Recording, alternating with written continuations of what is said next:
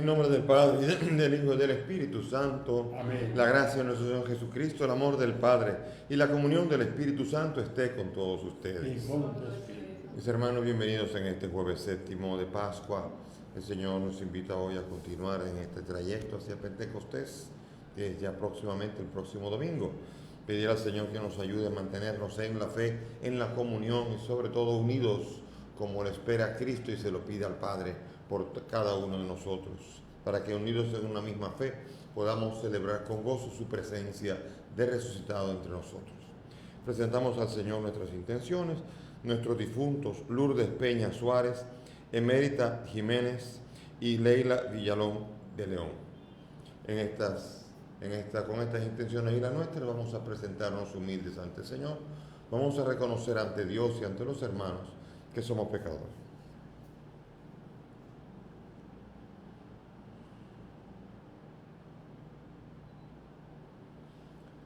Yo confieso ante Dios Todopoderoso y ante ustedes, hermanos, que he pecado mucho de pensamiento, palabra, obra y omisión, por mi culpa, por mi gran culpa. Por eso ruego a Santa María, siempre Virgen, a los ángeles, a los santos y a ustedes, hermanos, que intercedan por mí ante Dios nuestro Señor. Dios Todopoderoso tenga misericordia de nosotros, perdone nuestros pecados y nos lleve a la vida eterna. Amén. Señor, ten piedad. Señor, ten piedad. Cristo, ten piedad. Cristo, ten piedad. Señor, ten piedad. Señor, ten piedad. Oremos. Que tu Espíritu, Señor, nos infunda vigorosamente aquellos dones espirituales que nos permitan comprender aquello que te agrada y que por la gracia tuya nos haga más dóciles a tu voluntad. Por nuestro Señor Jesucristo, tu Hijo, que contigo vive y reina en la unidad del Espíritu Santo y es Dios por los siglos de los siglos. Amén. Sentémonos para escuchar la palabra.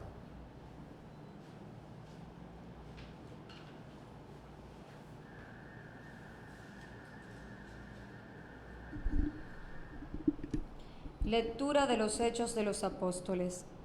En aquellos días, queriendo el tribuno poner en claro de qué lo acusaban los judíos, mandó desatarlo. Ordenó que se reunieran los sumos sacerdotes y el consejo en pleno. Bajó Pablo y se lo presentó. Pablo sabía que era una parte del consejo y que eran fariseos y otros saduceos, y gritó: Hermanos, yo soy fariseo, hijo de fariseo, y me juzgan porque espero la resurrección de los muertos. Apenas dijo esto, se produjo un altercado entre fariseos y saduceos, y la asamblea quedó dividida. Los saduceos sostienen que no hay resurrección, ni ángeles, ni espíritus, mientras que los fariseos admiten todo esto. Se armó un griterío y algunos letrados del partido fariseo se pusieron en pie porfiando: No encontramos ningún delito en este hombre. ¿Y si le ha hablado un espíritu o un ángel? El altercado arreciaba y el comandante, temiendo que hicieran pedazos a Pablo, mandó bajar a la guarnición para sacarlo de allí y llevárselo al cuartel. La noche siguiente el Señor se le presentó y le dijo: Ánimo, lo mismo que has dado testimonio a favor mío en Jerusalén, tienes que darlo en Roma. Palabra de Dios. Te alabamos, Señor. Al salmo vamos a responder: Protégeme, Dios mío, que me refugio en ti. Protégeme, Dios mío, que me refugio en ti. Yo digo al Señor, tú eres mi bien. El Señor es el lote de mi heredad y mi copa. Mi suerte está en tu mano. Protégeme, Dios mío, que me refugio en ti. Bendeciré al Señor que me aconseja. Hasta de noche me instruye internamente. Tengo siempre presente al Señor. Con Él a mi derecha no vacilaré. Protégeme, Dios mío, que me refugio en ti. Por eso se me alegra el corazón, se gozan mis entrañas, y mi carne descansa serena, porque no me entregarás a la muerte, ni dejarás a tu fiel conocer la corrupción. Protégeme, Dios mío, que me refugio en ti. Me enseñarás el sendero de la vida. Me saciarás de gozo en tu presencia, de alegría perpetua a tu derecha. Protégeme, Dios mío, que me refugio en ti.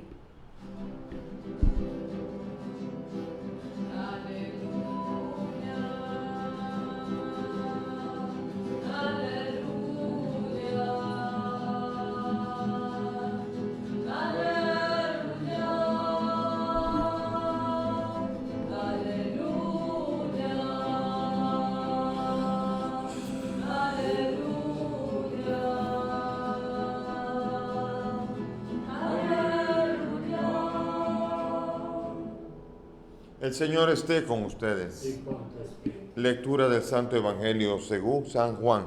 Gloria a ti, Señor. En aquel tiempo, levantando los ojos al cielo, Jesús dijo: no solo por ellos ruego, sino también por los que crean en mí, por la palabra de ellos, para que todos sean uno, como tú, Padre, en mí y yo en ti, que ellos también lo sean en nosotros, para que el pueblo crea que tú me has enviado. También les di a ellos la gloria que me diste, para que sean uno como nosotros somos uno, yo en ellos y tú en ti, para que sean completamente uno, de modo que el mundo sepa que tú me has enviado y los has amado como me has amado a mí. Padre, este es mi deseo, que los que me confiaste estén conmigo donde yo estoy y contemplen mi gloria, la que me diste porque me amabas antes de la fundación del mundo. Padre justo, si el mundo no te ha conocido, yo te he conocido, y estos han conocido que tú me enviaste.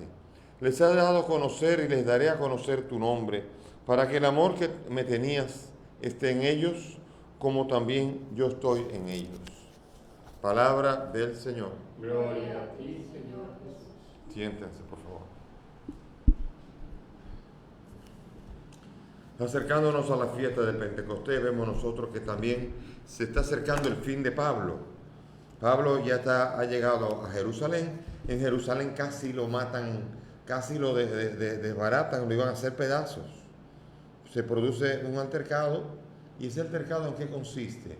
Porque hubo un primer altercado que no está narrado aquí. Nosotros íbamos derechito y ahora dimos un salto, pero ahora dando para atrás vemos nosotros que primero habló al pueblo de Jerusalén. Y cuando él dijo que él había sido enviado a evangelizar a los gentiles, lo querían matar. Lo encadenaron y le golpearon. Y como él dijo, él sacó la ciudadanía romana, entonces lo llevaron a Sanedrín para que revisen bien eso. Dice, espérese, que aquí hay un lío. Este señor tiene documentos importantes, él es romano. Y uno se pregunta, ¿y para qué sacó esto? Vamos a ir viendo, porque es interesante. Jesús ya no le interesa predicar en Jerusalén. Ya en Jerusalén ha dicho todo lo que tiene que decir. Él tiene otros planes todavía. Él tiene planes de ir a Roma. Y el Señor se lo va a confirmar en un día como hoy.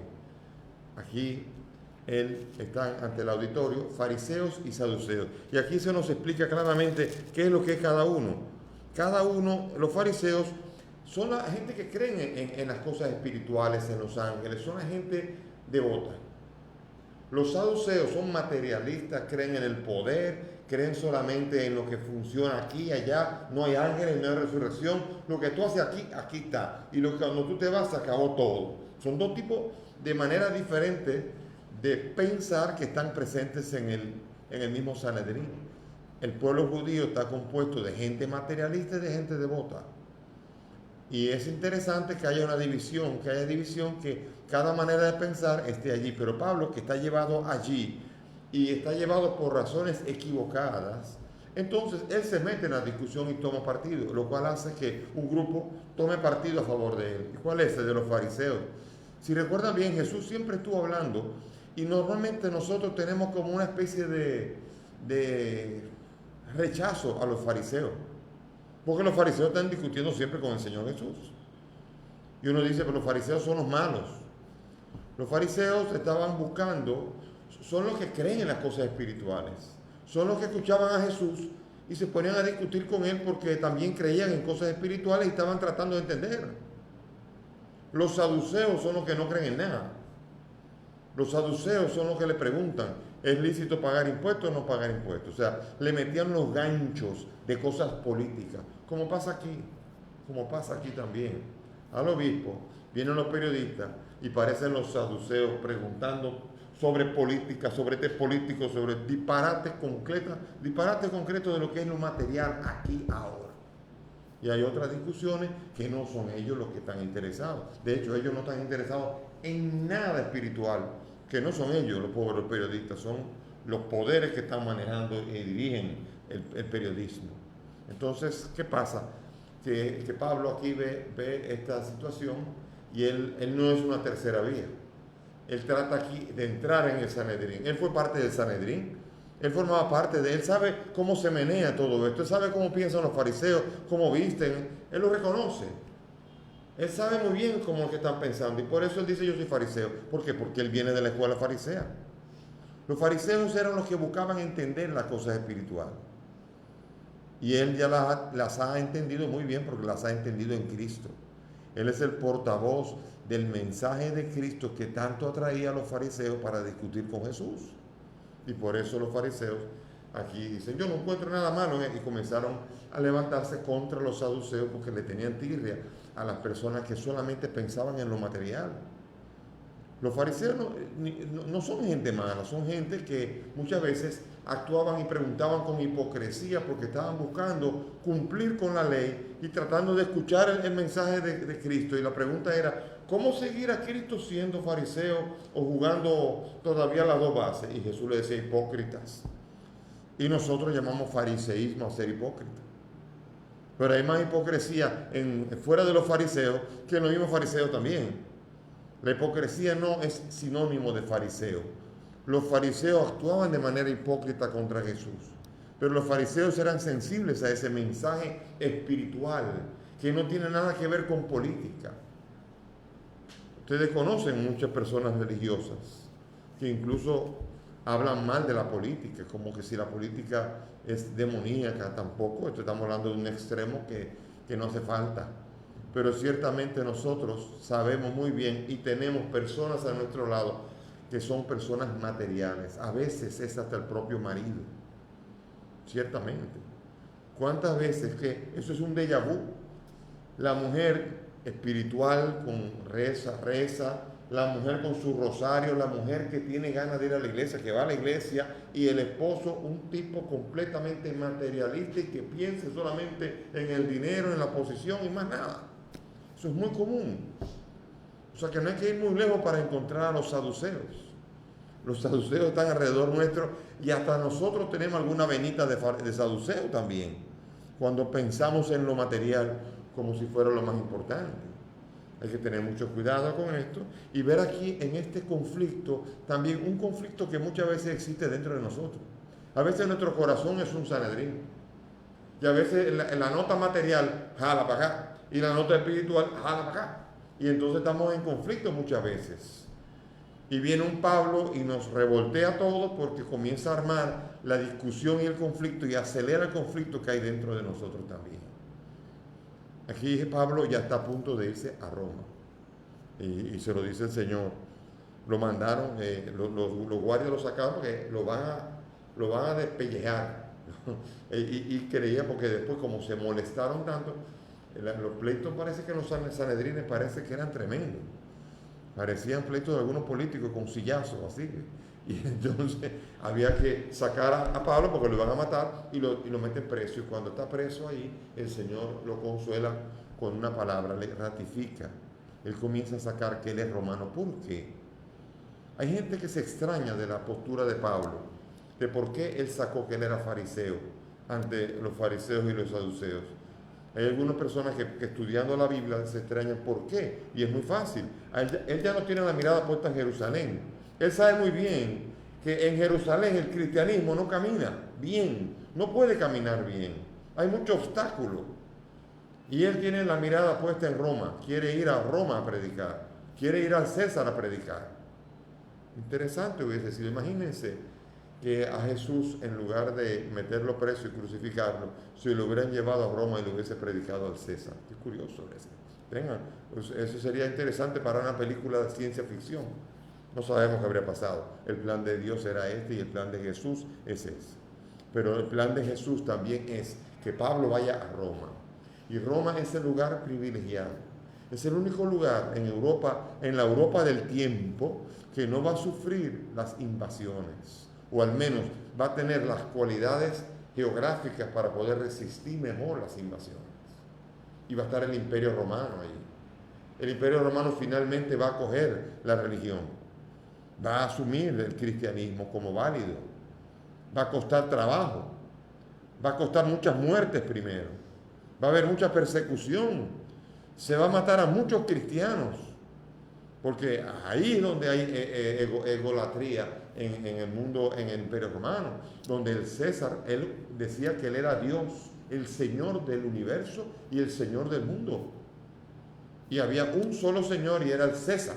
Imagínense ahora que viniese un tal Pablo a decir que César no es Señor, sino que el Señor es Cristo Jesús. Imagínense, mátenlo.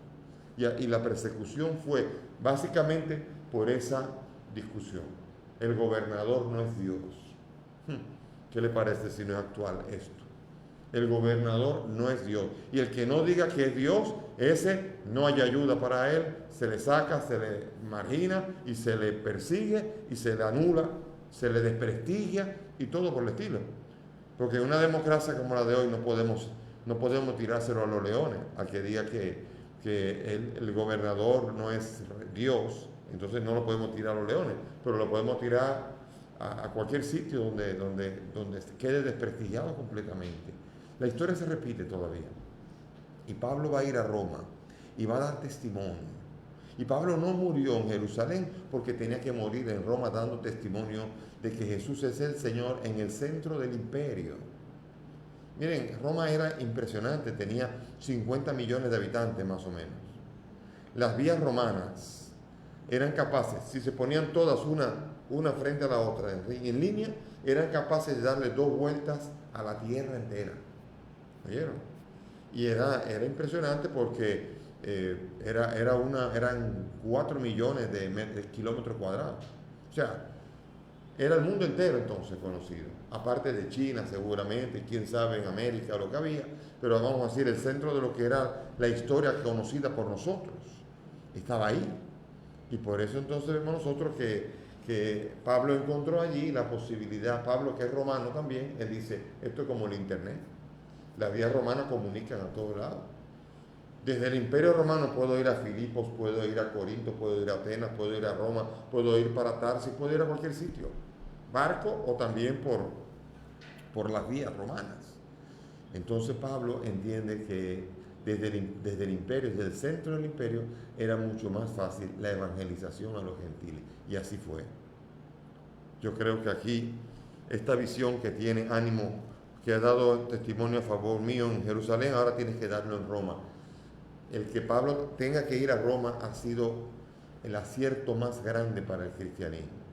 Claro, el único problema en Roma son los italianos ahora, un poquito de broma, dicen, eso lo dicen los italianos, que dice el problema de Italia lo único malo de Italia son los italianos, dicen los italianos. Ese es un poco de broma para decir allí hay otros jugueteos de poder que son tremendos también, porque no se crean que allá en la curia romana, allá arriba, alrededor de Francisco ahora no se juega también un jugueteo muy parecido a como se jugaba en el Imperio Romano. No son senadores, son cardenales ahora. Y hay mucha tirantez, ciertamente. Y aquí es que uno se pregunta, cuando uno va al Evangelio de hoy, y que el Señor está aquí pidiéndole al Padre, pero repetidamente, se lo dijo como 5 veces, que sean uno. Yo estaba leyendo y decía otra vez, que sean uno. Que sean uno, Padre, que sean uno como tú y yo. Y yo creo que todavía Jesús estaría gritando, viendo a Roma, viendo la curia romana, el centro de la cristiandad, y dice, Padre, que sean uno, porque no hay jalones de moño como en el Sanedrín, porque quizá en Roma ahora hay más educación, pero los jalones de moño son más sutiles y sobre todo más dolorosos ahora. Una iglesia que necesita recobrar esa fuerza en la unidad, esa fuerza de una misma doctrina, un mismo espíritu, una misma fe, un mismo Señor, un mismo sentir, una misma doctrina. Nosotros vemos sacerdotes aquí que predican lo contrario de lo que dice la iglesia, teólogos que les encanta buscar Y si no es así, vamos a ver. O sea, esa tesis de que Jesucristo resucitó, pero vamos a imaginar que no resucitó, pero que si no resucitó, la fe es vana. No, pero vamos a suponer que no fue esto, que es el Cristo de la fe y el Cristo de la historia, y comienzan, ay Dios mío, y comenzamos con esto a buscar provocar, tratando de que nuestra teología se evolucione. Pero ciertamente lo que está haciendo es evolucionando la teología e involucionando la unidad espiritual entre los cristianos. Es difícil a veces. Es difícil cuando uno no sabe hacer eso con el mismo sentir de toda la iglesia. No, pero yo quise demostrar que Jesucristo no resucitó con el sentir de toda la iglesia. ¿Cómo que con el sentir de toda la iglesia? Ven, llegamos a exageraciones que son difíciles. Y el Señor aquí dice la palabra uno, es el neutro, es como el ejat del hebreo, uno solo seamos nosotros, un solo sentir. Que cuando usted vea a un obispo, cuando usted vea a otro, cuando usted vea a un sacerdote predicando en un sitio y cuando vea predicando en otro, parezca que más o menos pertenecen a lo mismo. Pero uno va a una iglesia, oye una cosa, y va a la otra, y oye lo contrario, y uno se queda, pero ¿y qué es esto? Entonces por esto el Señor hoy nos está pidiendo hacer ese ejercicio de olvidar mi propio pensar. Porque ¿de dónde vienen las separaciones? ¿De dónde vienen las divisiones? Cada uno quiere canonizar su propia posición. No, porque yo pienso así y tú piensas así. Entonces somos uno, no somos uno. Estamos divididos. Claro, hay el misterio de la iglesia que nos une el mismo espíritu. Menos mal que el Espíritu Santo nos mueve como iglesia, porque si no, hace rato que estuviéramos en dos extremos diferentes de la tierra. Entonces, pidamos al Señor que podamos vivir esta realidad y este regalo de vivir el don del Espíritu Santo como con la alegría de que otros también tienen el Espíritu Santo. De que cuando yo oiga la postura de otros sean tan parecidas a las mías que yo me alegre y me enriquezca con ellas en lugar de hacerles guerra. Porque ahora lo que hacemos es guerra. Hemos caído en la trampa. En política hay derecha e izquierda. En ideología hay derecha e izquierda. Y hemos caído en la trampa y nos hemos dejado en la iglesia entrar en derecha e izquierda. Y en la iglesia no hay ni derecha ni izquierda. No es la derecha ni la izquierda la que mueve a la iglesia, es el Espíritu Santo. Entonces hemos dejado ahora y vemos nosotros que nos han encasillado como personas entonces diferentes, siendo de una misma iglesia. Están los progresistas, están los conservadores, están los que medio, están los de acá, están los de allá. Y cuando ocurre esto, entonces uno se pregunta, ¿para dónde que vamos nosotros? La iglesia, ¿cuál será el destino de la iglesia?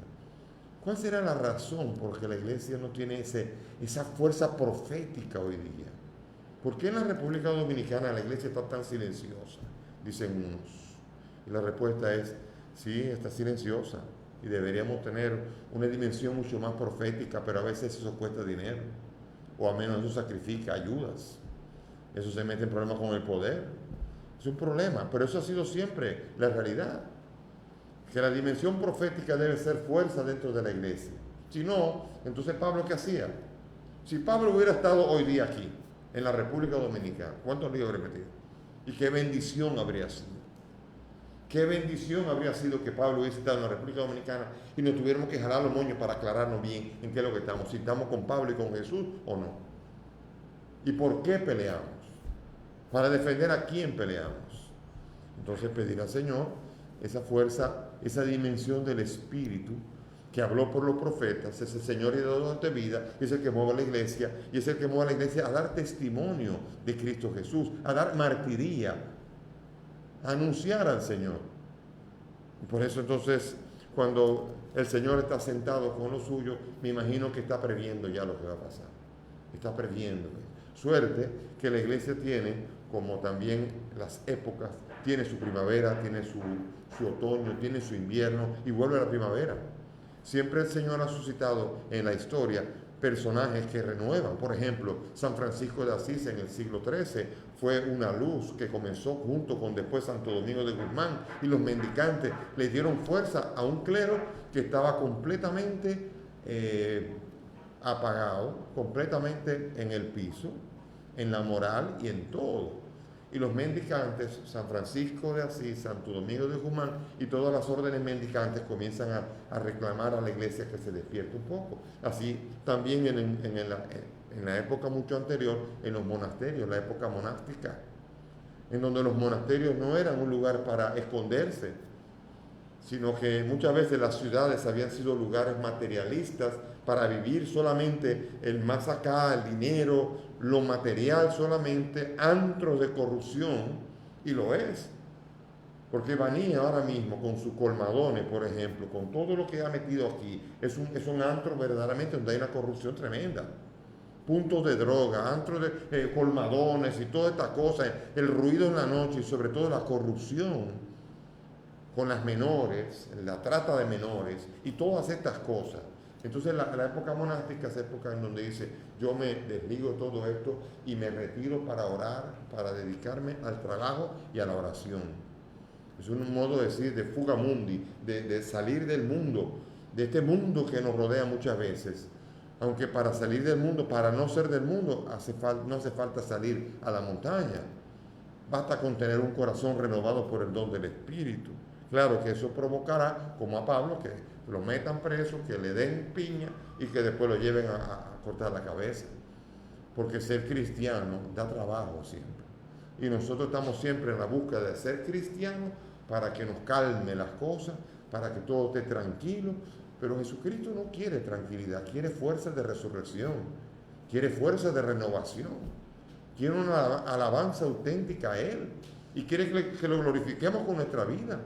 Por eso el Espíritu Santo es revolución dentro de nosotros. No es solamente calma, no es solamente tranquilidad, no es búsqueda de una especie de sensación de un Buda sentado con su barriga tranquilo y eso es simplemente el asunto de la espiritualidad. La espiritualidad es fuerza guiada por el Espíritu para anunciar a Cristo y para denunciar todo aquello que necesita todavía que Cristo llegue allí. Es evangelización revolucionaria que sea capaz de tocar las estructuras de pecado y las estructuras de poder para transformarlas. Es evangelización que quiere que todos seamos uno y que podamos amarnos y que podamos implantar la justicia aquí. Eso es un reto. Esto no es fácil. Es más fácil rendirse o es más fácil crear un cristianismo a mi medida y no ir descubriendo la misión que Dios tiene para mí, como Pablo lo hizo. ¿Ustedes creen que fue fácil lo que le dijo a Pablo? A Roma a dar testimonio. Y él sabía muy bien que iba. Él es romano. Él sabía que en Roma lo que iba a hacer era, iban a cortar en la cabeza. Él sabía la condena que le tocaba ya desde entonces, pero él tuvo la valentía de atreverse a dejarse guiar por ese espíritu para ir a Roma a hacer lo que el Señor le pedía. Por eso la gran pregunta es si nosotros estamos dispuestos a que el Espíritu nos hable a nosotros o simplemente hacer de nuestra religión un Tilenol que nos tranquilice o hacer verdaderamente que nuestra vida sea una vida de testimonio y que inspire a todos para que todos podamos implantar aquí el reino de Dios que espera. Pidamos al Señor la fuerza y la gracia del Espíritu para que ese Espíritu, así como se atrevieron Pablo, así todos los discípulos, los apóstoles, también nosotros seamos capaces de atrevernos a dejarnos guiar por ese Espíritu para que la vida en nuestros pueblos pueda escuchar la predicación y pueda tomar opción. O nos crucifica o se convierte, un poco de todo, pero a fin de cuentas cada uno habiendo cumplido la misión que Dios le encomienda. Que el Señor nos ayude a responder a la misión que tiene para cada uno de nosotros. Amén. Nos ponemos de pie y presentamos al Señor nuestra intención. Elevamos nuestras súplicas a Dios con la certeza de que Dios siempre nos escucha. Para que realice la unidad de las iglesias y así el mundo crea, roguemos al Señor. Te rogamos, óyenos. Para que realice la unidad de todos los cristianos y así el mundo sepa que el Padre te ha enviado, roguemos al Señor. Te rogamos, óyenos.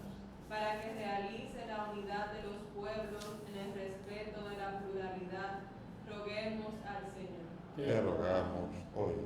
para que realice la unidad de todos los hombres y así el mundo sepa que el Padre nos ama, roguemos al Señor. Te rogamos.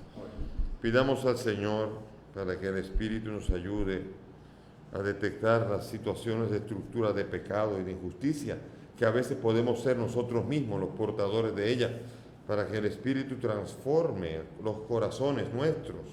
Roguemos al Señor. Te rogamos, óyenos. Para que el Señor acoja en su seno a Lourdes, a Emérita y a Leila, para que las bendiga y les permita participar de la gloria eterna que Dios prometió a los que en Él creyeran. Roguemos al Señor. Te rogamos, óyenos. Padre del cielo, escucha estas peticiones, pues te las presentamos por el mismo Cristo nuestro Señor. Amén. Pueden sentarse. Mirad qué estupendo, gustad qué alegría el amor entre los hermanos. Mirad qué estupendo, gustad qué alegría el amor entre los hermanos. Es un manto perfumado que desciende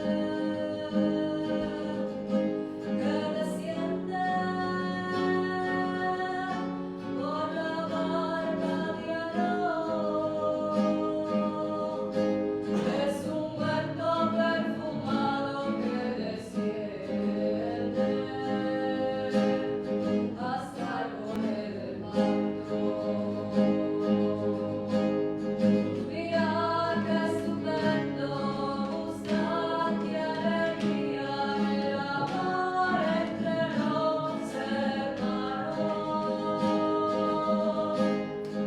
Mirad qué estupendo, buscad qué alegría el amor entre los hermanos.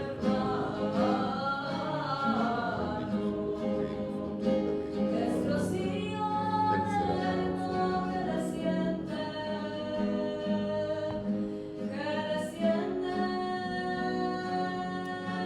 por la barba de Aarón. Es rocío eterno que desciende sobre el monte Sión. Oren mis hermanos para que este sacrificio que es mío de ustedes sea agradable a Dios Padre Todopoderoso. El Señor reciba de tus manos este sacrificio, para la alabanza y gloria de su nombre, para nuestro bien y de toda su santa iglesia. Amén. Santifica, Señor, por tu piedad estos dones, y al recibir en oblación este sacrificio espiritual, conviértenos para ti en una perenne ofrenda.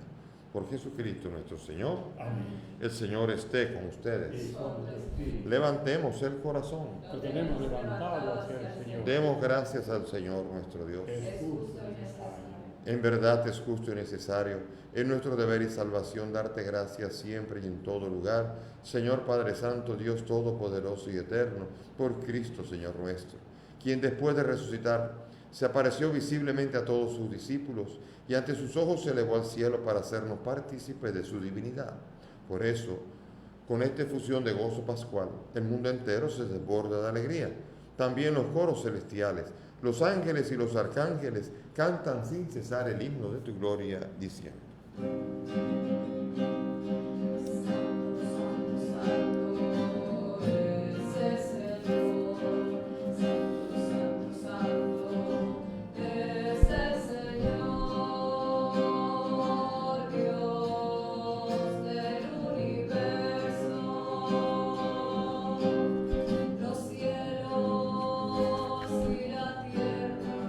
Están llenos de tu gloria.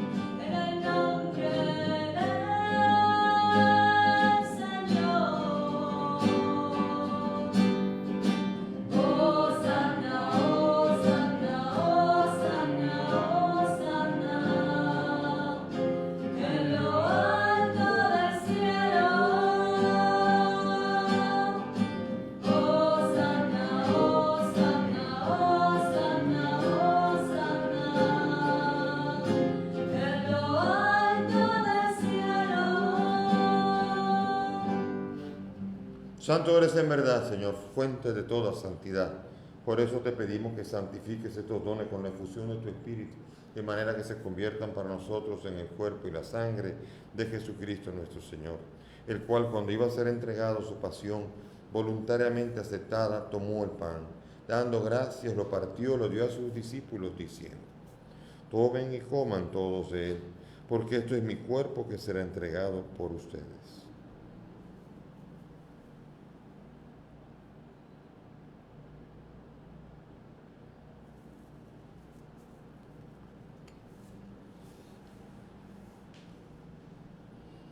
Del mismo modo, acabada la cena, tomó el cáliz y dándote gracias de nuevo, lo pasó a sus discípulos diciendo: tomen y beban todos de él, porque este es el cáliz de mi sangre, sangre de la alianza nueva y eterna, que será derramada por ustedes y por muchos para el perdón de los pecados.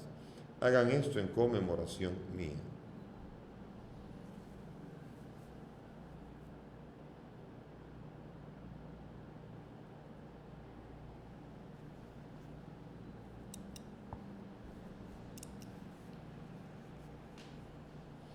Este es el sacramento de nuestra fe.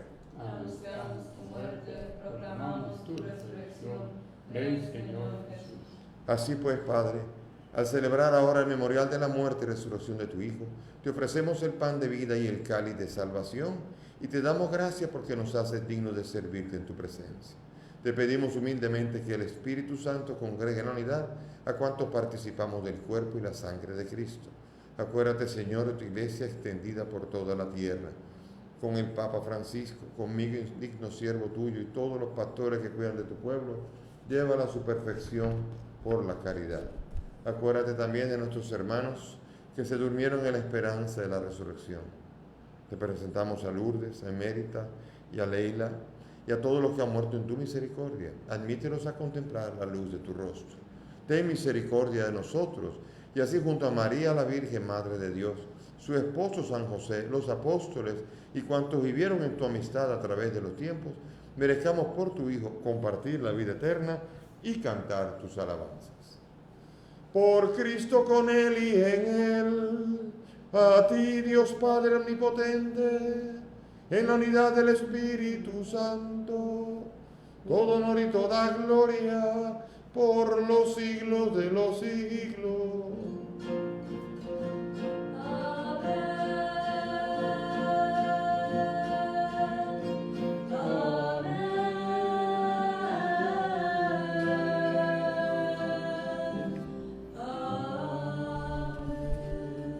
Llenos de alegría y llenos de confianza en el Padre que nos ama, vamos a dirigirnos a Él con la oración que el mismo Maestro nos ha enseñado. Padre nuestro que estás en el cielo, santificado sea tu nombre. Venga a nosotros tu reino. Hágase tu voluntad en la tierra como en el cielo. Danos hoy nuestro pan de cada día. Perdona nuestras ofensas, como también nosotros perdonamos a los que nos ofenden. No nos dejes caer en la tentación y líbranos del mal. Líbranos, Señor, de todos los males.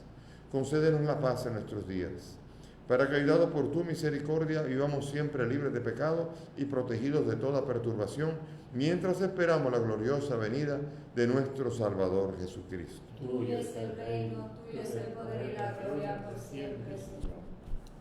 Señor Jesucristo, que dijiste a tus apóstoles: la paz les dejo, mi paz les doy. No tengas en cuenta nuestros pecados, sino la fe de tu iglesia. Y conforme a tu palabra, concede a tu iglesia la paz y la unidad. Tú que vives y reinas por los siglos de los siglos. Amén. La paz del Señor esté siempre con todos ustedes. Y con tu espíritu. Démonos fraternalmente la paz.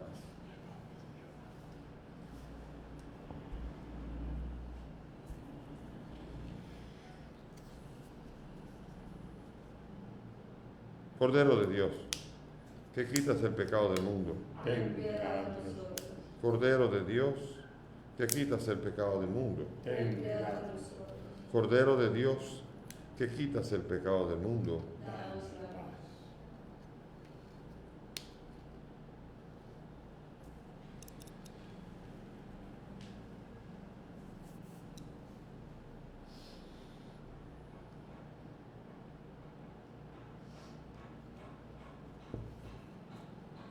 Mis hermanos, aquí está Jesús el Señor, el Cordero de Dios, el que quita el pecado del mundo. Dichosos nosotros los invitados a esta mesa. Señor, no soy digno de que entres en mi casa, pero una palabra tuya bastará para mi salud. El cuerpo y la sangre de Cristo me guarden para la vida eterna.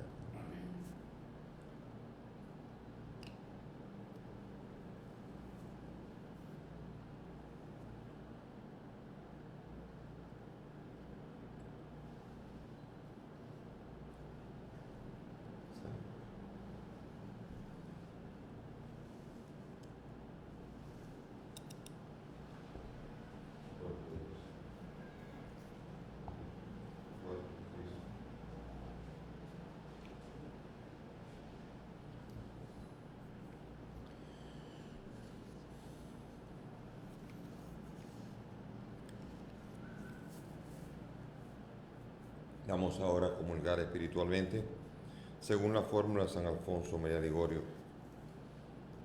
Ya pronto podremos estar celebrando la Eucaristía, así que vamos a pedir al Señor que nos ayude con la paciencia a esperar ese momento alegre de comulgar. Mientras tanto lo hacemos espiritualmente.